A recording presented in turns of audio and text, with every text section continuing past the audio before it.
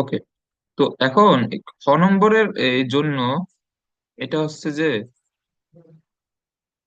এইখানে একটা এই বস্তু ছিল, এইখানে একটা এই যে বস্তু ছিল, এটা তো ওই দিন লিখেছিলাম, এটা ধরো এ বস্তু, এটা বি বস্তু, এটা টেম্পারেচার কম, সরি T1 হচ্ছে যে তোমার এই যে প্রাথমিক অবস্থায় T1 > T2। একটু। এরপরে তোমার লিখতে হবে যে বস্তু এই দুইটি, মানে বস্তু দুইটির তাপমাত্রা ভিন্ন ভিন্ন, যেখানে প্রথম বস্তুটির তাপমাত্রা বেশি দ্বিতীয়টির কম, এবং তাপীয় সাম্যাবস্থায় নিয়ে আসলে বেশি তাপমাত্রার বস্তু থেকে কম তাপমাত্রার বস্তুতে তাপের সঞ্চালন হয়। তার মানে এখান থেকে T1 তাপমাত্রার বস্তু থেকে T2 তে তাপের সঞ্চালন হবে। এর ফলে মানে তাপের সঞ্চালন এই কতক্ষণ পর্যন্ত হবে, এই যতক্ষণ না দুইটা তাপমাত্রা সমান হয়। তো তাপমাত্রা সমান হওয়া মানে কি, যেটার বেশি ছিল সেখান থেকে আস্তে আস্তে কমবে, আর যা কম ছিল তার টেম্পারেচার আস্তে আস্তে বাড়বে। এটা বুঝছো তো না? হ্যাঁ, বুঝছি। ওকে। T1 যেহেতু বড়, তো T1 এর মান হ্রাস পাবে, T2 এর মান বৃদ্ধি পাবে, এবং অভ্যন্তরীণ শক্তি সরাসরি তাপমাত্রার উপরে যেহেতু নির্ভরশীল এবং প্রথম বস্তুর তাপমাত্রা যেহেতু হ্রাস পাচ্ছে, অতএব প্রথম বস্তুর অভ্যন্তরীণ শক্তি হ্রাস পাবে, এবং দ্বিতীয় বস্তুর তাপমাত্রা যেহেতু বৃদ্ধি পাচ্ছে, সুতরাং দ্বিতীয় বস্তুর অভ্যন্তরীণ শক্তি বৃদ্ধি পাবে। এইভাবে এই বলতে হবে। বুঝছো এখন? হ্যাঁ, বুঝছি। ওকে। এইগুলো কিন্তু খ নম্বরেও আসতে এই, পারে কিন্তু। এখন এগুলা অবশ্যই নিজের এ, নিজের ভাষায় ব্যাখ্যা করা এগুলা শিখতে হবে। আচ্ছা, তো আজকে আজকে 3 নম্বর লেকচার, আজকে একটু বেশি করে আজকে পড়বো যতটুকু এই যে পড়া যায়। তো এই জন্য হচ্ছে যে আমি এইগুলা মানে তোমার সংজ্ঞা টাইপের, সো এইগুলা হাতে লিখলে বেশ টাইম চলে যাবে, তো এই জন্য এগুলা এখানে তোমার ডিরেক্ট বইয়ে যেগুলো সংজ্ঞা আছে সেইগুলাই নিয়ে আসছি। ওকে। তো এখন যে এই যে যে টপিকটা আছে এটা হচ্ছে মোলার তাপ ধারণ ক্ষমতা, বা এটাকে সি দ্বারা প্রকাশ করা হয়। তো এইখানে যা যা বোঝার মতো আছে আমি এখন ওইগুলো বলে দিব, বাট তোমার সংজ্ঞাগুলো এখানে অবশ্যই মনে রাখতে হবে। এই যে মোলার তাপ ধারণ ক্ষমতার সংজ্ঞা, একে সি দ্বারা প্রকাশ করা হয়, এবং সি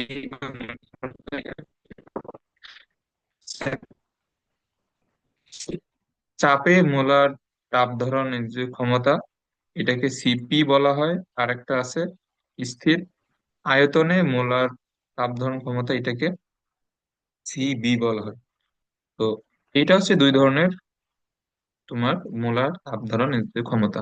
তো এর মধ্যে এই যেটা আছে যে স্থির চাপে, চাপ স্থির রেখে এক মোল গ্যাসের তাপমাত্রা 1 কেলভিন বৃদ্ধি করতে যে চাপের প্রয়োজন তাকে স্থির চাপে তাপ ধারণ ক্ষমতা। আর হচ্ছে যে সিবি হচ্ছে আয়তন স্থির রেখে সেম জিনিস। তো এইখানে এইখানে যে এই তিনটা সংজ্ঞা আছে, এই তিনটা সংজ্ঞা তুমি এটা এটা মুখস্থ করবো অবশ্যই, এবং এগুলো নোট খাতায় লিখে রাখবো। আচ্ছা দাঁড়াও।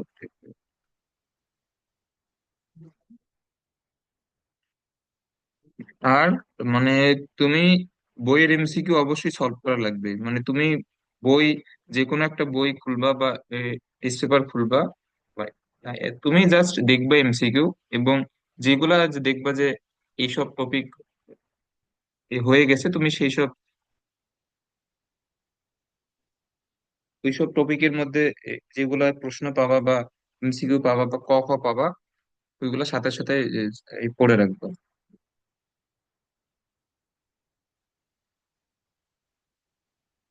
আচ্ছা দেখো, এখন এর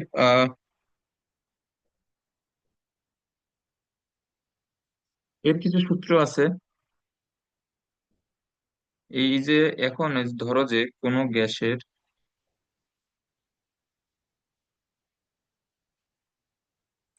তোমার এই যে কোনো গ্যাসের এই তোমার স্থির চাপে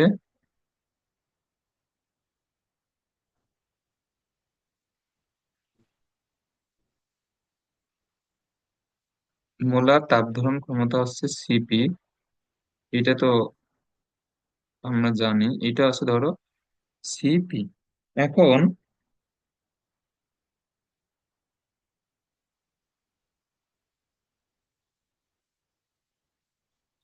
স্থির চাপে তিন মোল গ্যাসের তাপমাত্রা ডেল্টা টি পরিমাণ বাড়াতে প্রয়োজনীয় তাপ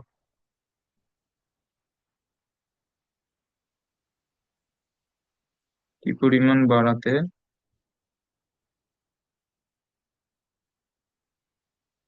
প্রয়োজনীয় তাপ। এটার সূত্র হচ্ছে কিউপি। এটা যেহেতু স্থির চাপে, এটা হচ্ছে সিপি ইন ডেল্টা টি। এখন এটা হচ্ছে মেইন সূত্র। এখন এই সূত্র, এই যে এই সূত্র থেকে এই সংজ্ঞাটা নিয়ে আসা যায় এখানে। যে খেয়াল করো, এটা মেবি এর আগের দিনে একটা সংজ্ঞা সূত্র থেকে এই যে লেখানো দেখাইছিলাম। এখন খেয়াল করো যে কিউপি সমান সিপি ইন ডেল্টি। এখন তুমি সংজ্ঞার সাথে এখানে এই যে খেয়াল করো, এক মোল মানে এন এর মান যখন ওয়ান হবে, আর ডেল্টা টি মানে তাপমাত্রা বৃদ্ধিও যখন এক কেলভিন, সেই ক্ষেত্রে এই তোমার কিউপি এর মান সিপি এর সমান হয় না? হ্যাঁ। এর মানে এক মোল গ্যাসের তাপমাত্রা এক কেলভিন পরিমাণ বৃদ্ধি করতে যে পরিমাণ তাপের প্রয়োজন হয় ওইটাই হচ্ছে স্থির চাপে মোলার তাপ ধারণ ক্ষমতা। ওকে, তাহলে সেম জিনিসটা এর ক্ষেত্রে হবে। তাহলে কিউভি সমান কি হবে? সিভি ইন ডেল্টা টি।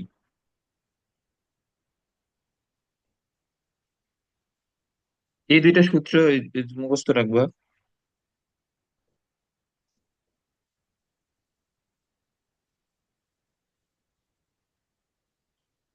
ওকে।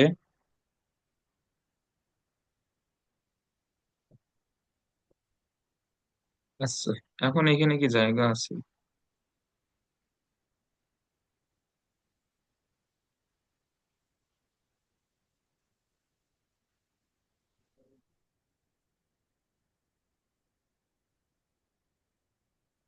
ওকে, এখন যে এই যে দুইটা সূত্র যে ছিল,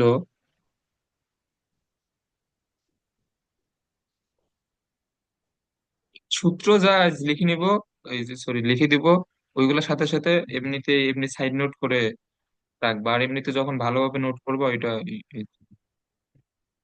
পরে ওইটা সূত্র যাতে সবগুলা লেখা থাকে এই সাথে সাথে। ওকে, এখন এই যে তোমার কিউপি এর এই সূত্র ছিল কি? CP CP N in del T. Del T. আর কিউবি এর সূত্র ছিল সিবি ইন ডেল টি। এখন আমি যদি এইখান থেকে সিপি টা লিখি, সিপি সমান কি হবে? QP in by del T. CB সমান কি হবে? QV in by del T, এটা হবে।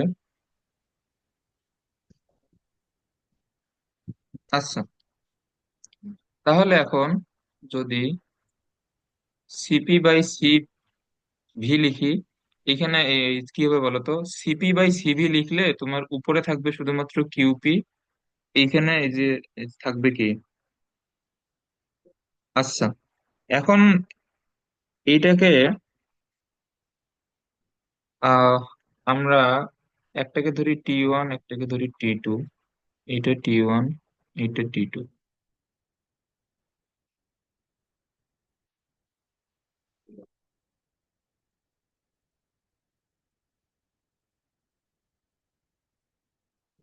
এখন এইখানে একটা জিনিস আমরা ধরে নিব যে এই যে দুই ক্ষেত্রে তোমার একই পরিমাণে তাপ প্রয়োগ করা হয়েছে।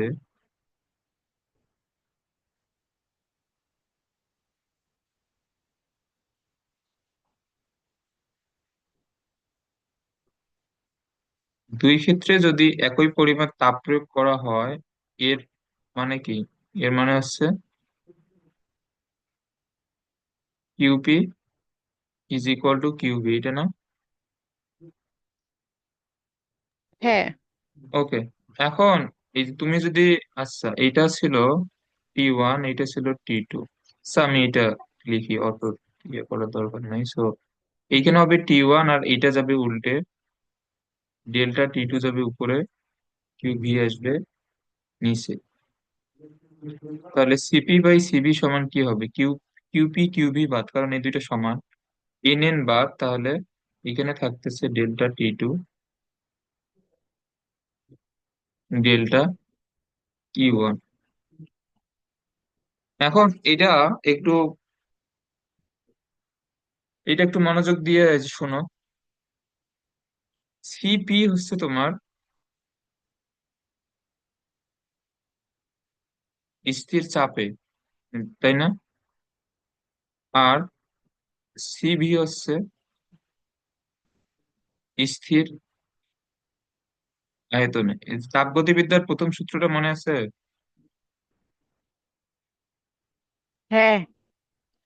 এটা কি ছিল? ডেল্টা Q সমান delta U plus delta W, অথবা এটাকে DQ দ্বারাও লেখা হয়। তুমি যে কোনো একটা লিখতে পারো, কোনো সমস্যা নেই। এখন এইখানে এই যে খেয়াল করো, ডেল্টা T2 হচ্ছে তোমার স্থির আয়তনের জন্য তাপমাত্রা বৃদ্ধি, আর ডেল্টা T1 কি? স্থির চাপের জন্য তাপমাত্রা বৃদ্ধি। এবং দুই ক্ষেত্রেই সমপরিমাণে যে DQ প্রয়োগ করা হয়েছে। দেখো, এই যে আমরা এখানে ধরে নিয়েছি যে দুই ক্ষেত্রে একই পরিমাণে তাপ প্রয়োগ করা হয়েছে। এটা খুবই ভালোভাবে বুঝবে, এটা খ নম্বরে আসবে। এবং এটা এই বোঝার পরে তুমি এইভাবে এই যে লিখে রাখবে, কারণ এত বড় এই যে ব্যাখ্যা, এগুলা লিখে দিলে অনেক সময় লাগবে। তুমি আগে এটা বুঝো। এখন এই যে কোন ক্ষেত্রে তাপমাত্রা কি পরিমাণে বৃদ্ধি পাবে বা কম, কম বেশি কোন ক্ষেত্রে হবে, এটা আমরা বুঝবো অভ্যন্তরীণ শক্তির পরিবর্তনের দিয়ে। তো কারণ এই যে তাপমাত্রার সাথে সরাসরি রিলেটেড হচ্ছে অভ্যন্তরীণ শক্তি। এখন তোমার স্থির আয়তনের জন্য কাজ কি হয় বলতো?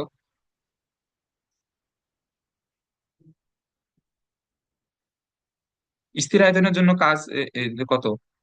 শূন্য। হ্যাঁ, তো স্থির আয়তনের জন্য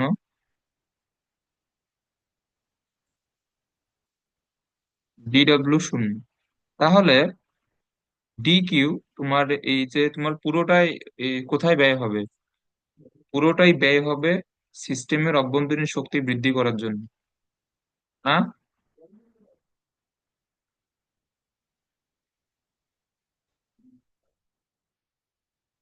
স্থির চাপের জন্য এখানে কি হবে?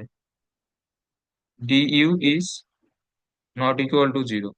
তাহলে তখন DQ এখানে দুইটা অংশেই ভাগ হবে, একটা হচ্ছে DU আর একটা হচ্ছে DW। ওকে। তো আমি যদি একটাকে, এটাকে ওয়ান হিসেবে এই, ধরি, আর এইখানকার ডিইউটাকে যদি দুই নাম্বার হিসেবে ধরি, তাহলে DU1 এবং DU2, এখানে কোনটা এখানে বড় বলো তো?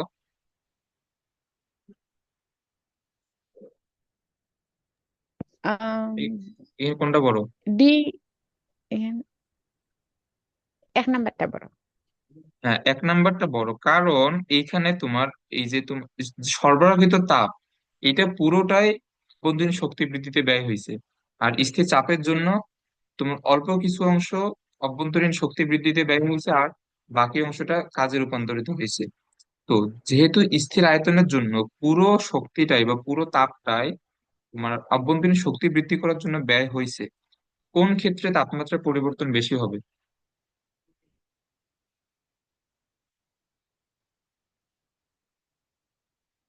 বলো বলো। প্রথম ক্ষেত্রে। মানে এই যে তোমার প্রথম ক্ষেত্রে বলতে স্থির আয়তনের জন্য তাপমাত্রার পরিবর্তনটা বেশি হবে, না? স্থির হুম। আয়তনের জন্য।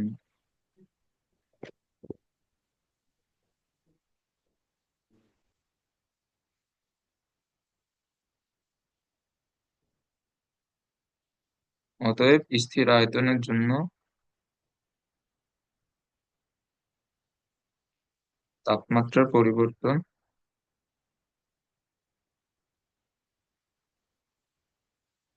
বেশি হবে, এটা মানে হচ্ছে delta T2 is greater than delta T1। এই পর্যন্ত তো ক্লিয়ার না?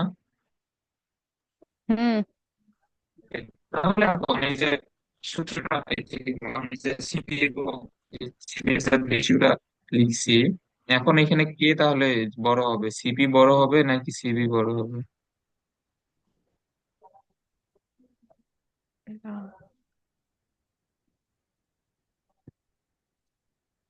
বলো। সিপি।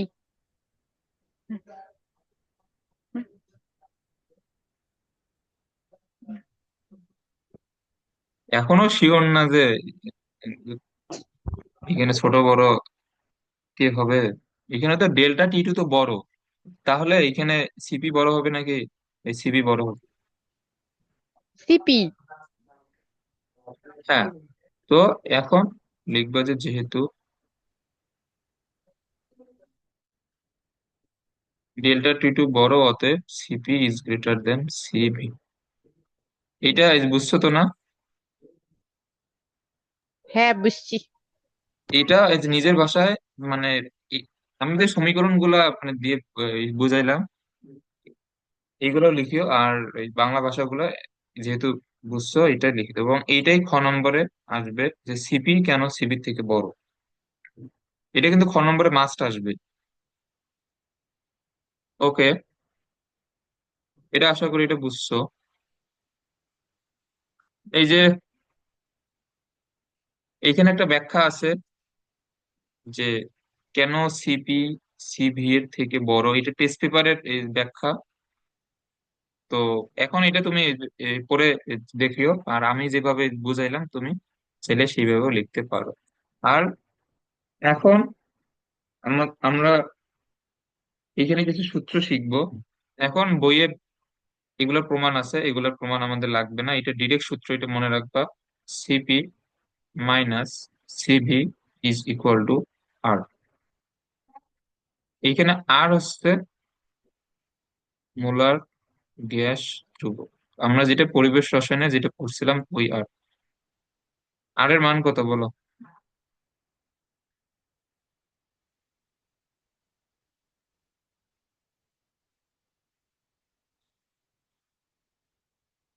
এটা এটা কত ছিল আর এর মান? উম,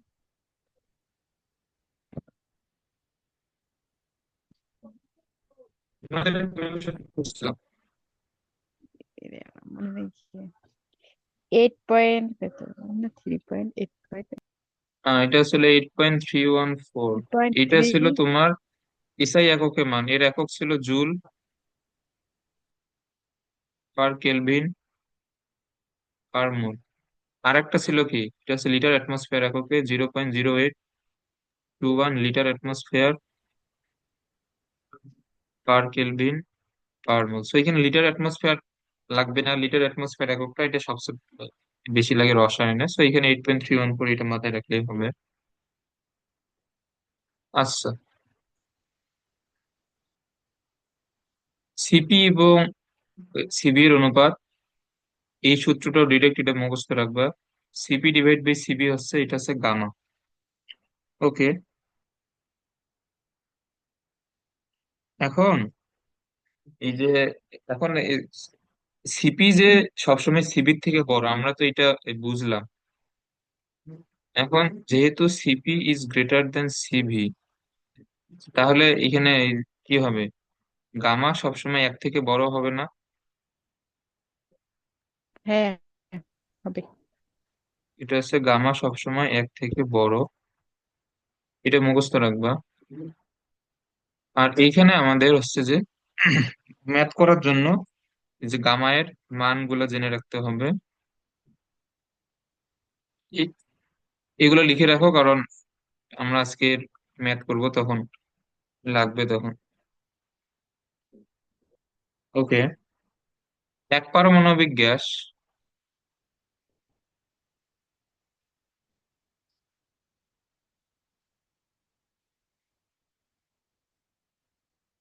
এক পারমাণবিক গ্যাস বলতে যেসব এই গ্যাসের মধ্যে একটাই পরমাণু থাকে, যেমন আমাদের নিষ্ক্রিয় যেগুলো গ্যাস আছে, হিলিয়াম, আর্গন, নিয়ন, এ- এইসব গ্যাস কিন্তু একটা পরমাণু হিসেবেই কিন্তু কিন্তু এরা বিদ্যমান করে।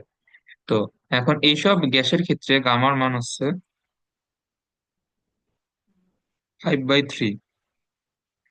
এখন এটা এই মানটা কিন্তু এটা মানে একটা নিয়ম আছে এইটা নিয়ে আসার, সো এটা বোঝা লাগবে না, এটা তোমার এই মুখস্থ রাখলেই কাজ চলে যাবে। এটা হচ্ছে 5/3। কত আসে এটা? 1.6666 আসে। তো এটা আমরা ম্যাথের মধ্যে ইউজ করব 1.67। ওকে।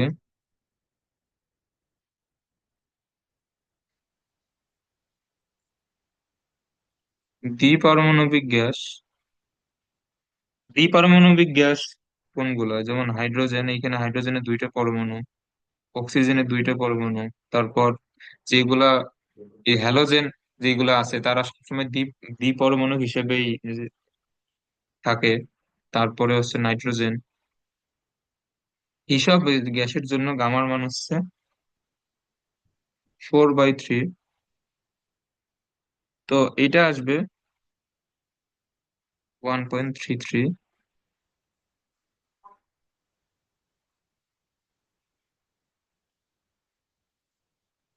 এবং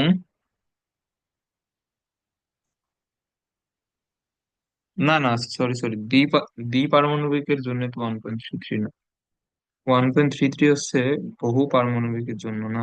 আচ্ছা দাঁড়াও, দ্বিপারমাণবিকের জন্য 1.4 না? হ্যাঁ, 1.4ই তো। সো এটা আসছে, এটা আসে কত যদি হিসাব করি, 1+, এটা আসবে 7/5। এটা হচ্ছে 1.4। তো তোমার খালি এই যে 1.67, 1.4 এইগুলোই মনে রাখলেই হবে। এই যে বহু পারমাণবিক গ্যাস,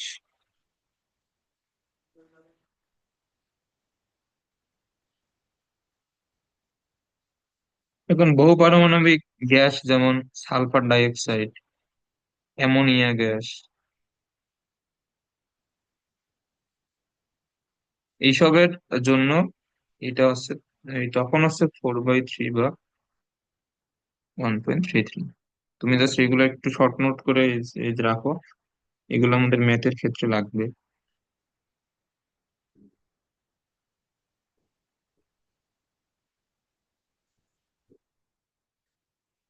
আচ্ছা, এরপরে ম্যাথ আছে না? ওকে।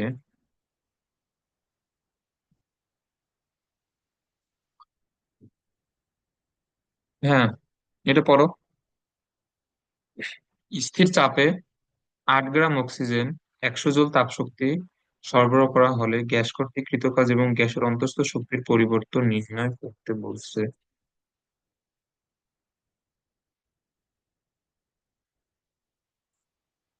ওকে। স্থির চাপে অক্সিজেনের মোলার তাপ দহন ক্ষমতা মানে এটা হচ্ছে সিপি এর মান, এবং সার্বজনীন গ্যাস ধ্রুবক অর্থাৎ আর এর মান এখানে দিয়ে দিছে। বাট এই যে তোমার আর এর মান যে সব জায়গায় দিয়ে দিবে তা কিন্তু না, এটা কিন্তু মুখস্থ রাখা লাগবে। আর সিপি এর মান অথবা সিবি এর মান এগুলা দেয়া থাকবে, সমস্যা নেই।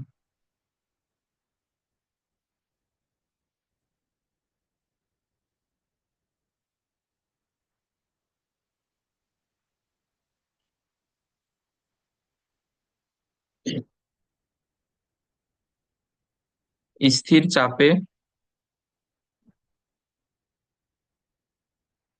ওকে, এখন এইখানে এই যে খেয়াল করো, এইখানে তোমার সরবরাহকৃত তাপ, এটা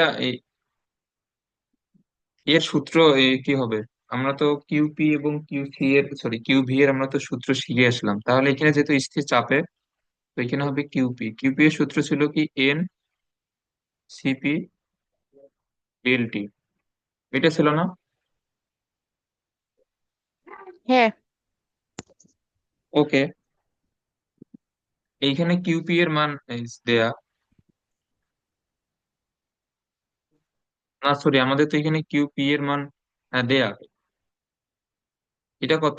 100 জুল। আচ্ছা, এখানে জুল না লিখলেও চলবে। এন এইখানে কত হবে? এন হবে 8/32। সিপি এর মান দেওয়া কত? 29.1।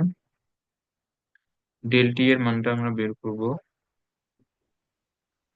এখন আমাদের এখানে ডেল টি এই কেন লাগবে এটা বলতেছি, দাঁড়াও। এটা হচ্ছে 8/32, 29.1। এটা আসে তোমার 13.75। এটা কি? এটা আছে এই কেলভিন এককে। ওকে, এখন এখানে খেয়াল করো, তোমার ধরো যে কিউ এর মান দেওয়া, তোমার অন্তঃস্থ শক্তির পরিবর্তন তো ডিইউ বের করতে বলছে, তো কিউ দেওয়া, ডিইউ বের করতে গেলে তোমার আর এখানে কি লাগবে? ডিডাব্লিউ লাগবে না? ডিডাব্লিউ তো লাগবে।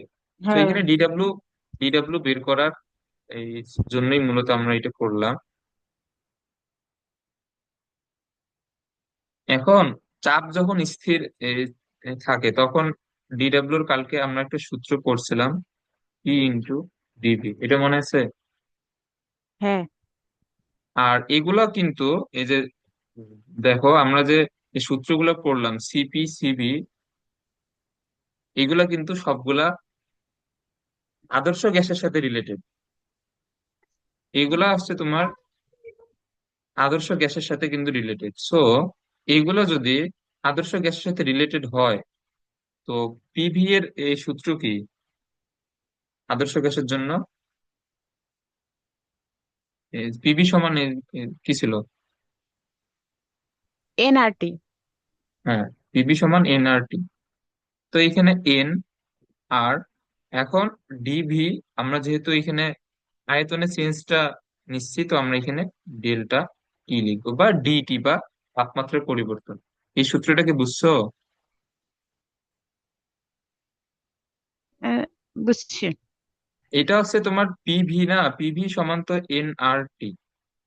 বাট এইখানে আমরা যেহেতু ভি এর জায়গায় ডিভি ইউজ করছি, তো এইখানে এন আর আর তো কখনো চেঞ্জ হবে না। এইখানে তোমার তাপমাত্রা তখন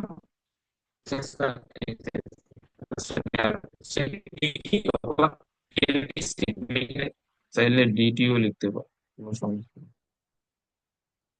এইটা ডিরেক্ট এই যে এই সূত্র থেকে আসে। ওকে, তো এখানে এন ছিল কত? 8/32। আর এর মান তো 8.314। এই যে এখন আমাদের এখানে যেহেতু ডেল টি এর মানটা লাগবে, তো আমরা এটা এই জন্য এখানে বের করে রাখছিলাম। ওকে, এটা আশা করি এটা বুঝছো। তো এখানে অ্যান্সার আসবে 28.58 জুল। তাহলে এখন যে অন্তঃস্থ শক্তির পরিবর্তন বের করতে বলছে, এটা কি হবে? D Q minus D W. এটা ছিল 100 জুল সরবরাহিত তাপ শক্তি, এটা হচ্ছে 28.58। তো এইটা আসবে 71.4। এত জুল। এই ম্যাথটা বুঝছো আশা করি এটা। ওকে, এখন এর পরেরটা।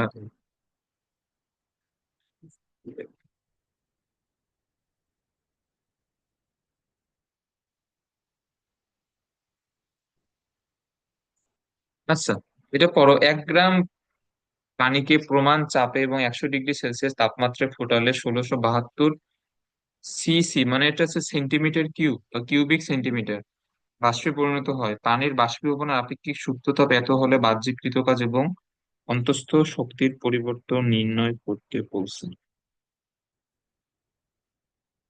ওকে,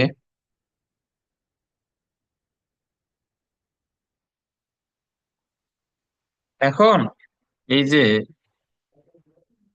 এখানে খেয়াল করো, 1 গ্রাম পানিকে ফুটানোর পরে 1672 সেন্টিমিটার কিউব বাষ্পে পরিণত হয়েছে।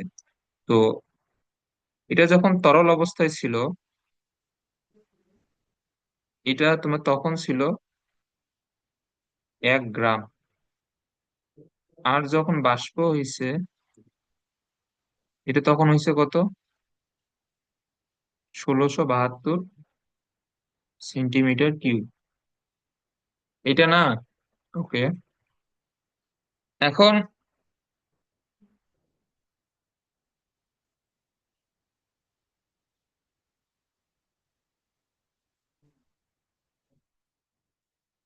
তোমার কি পরিবেশ রসায়নের এইগুলা সম্পর্ক কি এই যে মনে আছে? 1 মিটার কিউব সমান এই কত লিটার এই ছিল বলো তো?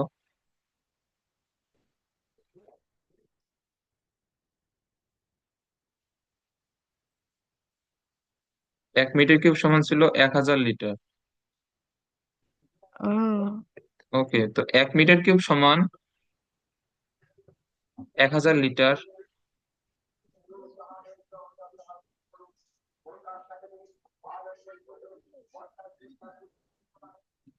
আচ্ছা, তো আমরা যদি 1000 লিটারকে 1000 মানে 1 লিটার সমান আমরা যদি এই কেজি ধরে যদি আমরা বিবেচনা যদি করি, তাহলে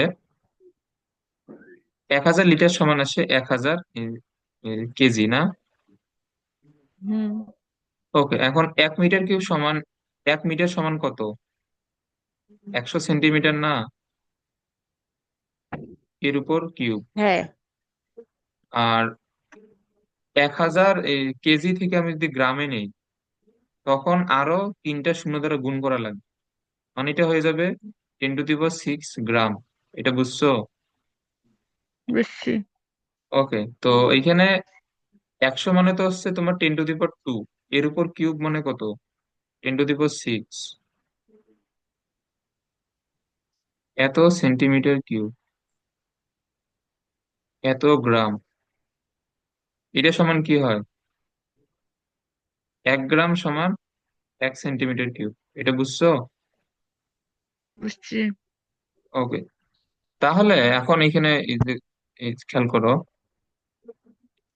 যখন এই পানিটা যখন তোমার তরল অবস্থায় ছিল, তখন তার 1 গ্রাম মানে তখন তার আয়তন এই কত ছিল? 1 সেন্টিমিটার কিউব। আর বাষ্প হবার পরে এটা হয়ে গেছে 1672 সেন্টিমিটার কিউব। তাহলে এইখানে আয়তনের পরিবর্তন এই কত হবে?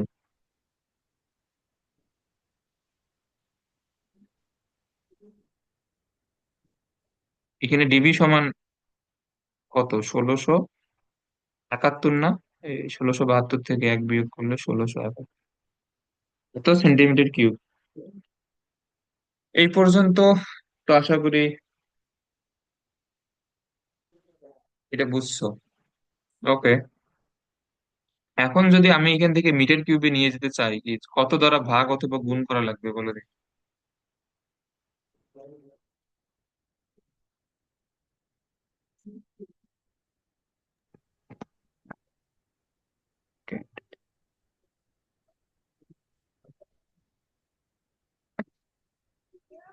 টেন টু দি পাওয়ার 6 দ্বারা ভাগ। হ্যাঁ, এখন এইখানে তোমার 10⁶ দ্বারা ভাগ মানে আছে 10⁻⁶ দ্বারা এত মিটার কিউব। ওকে, আর এখানে যে বলছে প্রমাণ চাপে, তো চাপ তাহলে কি হবে? এই যে প্রমাণ চাপ সমান এই যে কত? হুম, এগুলো মনে নাই? এ- এগুলো তো মনে রাখা লাগবে। তোমার প্রমাণ চাপ ছিল কি? এসটিপি তে চাপ কত ছিল? এসটিপি তে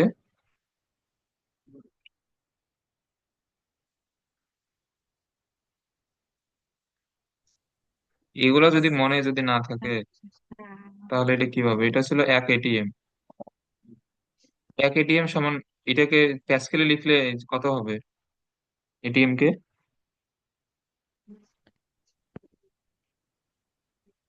ওয়ান জিরো না, কত জানি না, মনে এটা হচ্ছে হচ্ছে না, ওয়ান 101 জিরো তিনশো ওয়ান পঁচিশ প্যাসকেল। এগুলা সবকিছু মনে রাখবে, এগুলো হচ্ছে ডিভিশনের উপর রাখতে হবে সবকিছু, যেমন কোন জিনিস ওই লাগে এটা তো ঠিক নেই। তাহলে এখানে কাজ হবে কত? কাজ তো হচ্ছে P into DV. So P এর মান, ডিভি এর মান আমরা তো দুইটাই বের করলাম, সো এটা হবে 169.27 জুল। তুমি পি আর ডিভি এর মানটা এখানে গুণ করিও, সেম আসবে। ওকে, এটা হচ্ছে তোমার কাজ। তো আমরা একটা অ্যান্সার এখানে বের করলাম যে, এখানে যেহেতু কাজটা বের করতে বলছে এটা,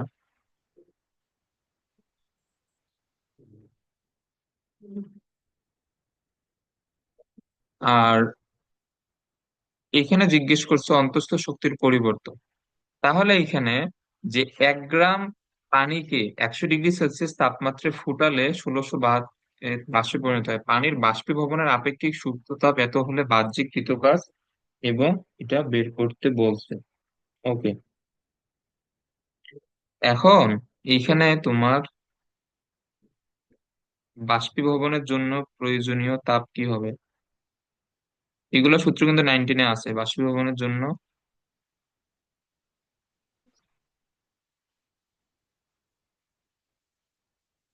এখানে প্রয়োজনীয় তাপ এখানে কি হবে, কিউ এর মান, এমনিতে কিউ ছিল M S del S del theta, but theta. বাষ্পীভবন অথবা তোমার এই তরলীকরণের জন্য, মানে যখন বরফ থেকে তরলে পরিণত হয় অথবা তরল থেকে বাষ্পে পরিণত হয়, ওই স্টেজটা থেকে এই তোমার টেম্পারেচারে চেঞ্জ হয়।